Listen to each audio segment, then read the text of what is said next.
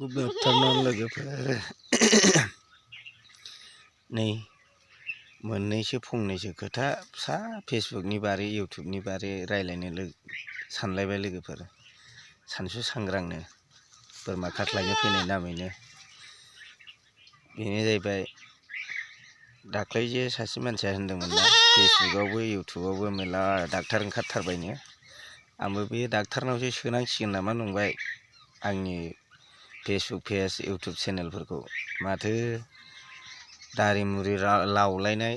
खानाय जामफ्राव जालायनाय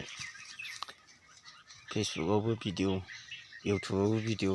आपडेट होबाय थायो होनब्लाबो माथो माबा मा होनो फेसबुकआबो भिउस दावखोनो रोङा इउटुबाबो भिउस दावखोनो रोङा साबसक्राइबारबो जाया एसे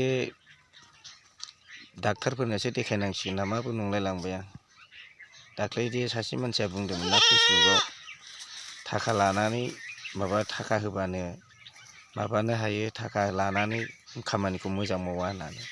मेरला डाक्टार ओंखारबायनो आंबो बे डाक्टारनोसो हरनो नंबाय मानोथो जाया बेलाय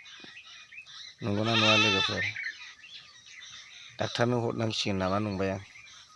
बेसेबांसो थांगोनथाय माबा फेसबुकआबो गोजा देखायो इउटुबाबो माबा खमायलांबाय थायो ना आंनि होनायासो जाया ना माबाफोरसो बेमार जाबाय बेखौनो नायहोनांसिगोनसो नंगौना नङा लोगोफोर बेखिनियानो बाय।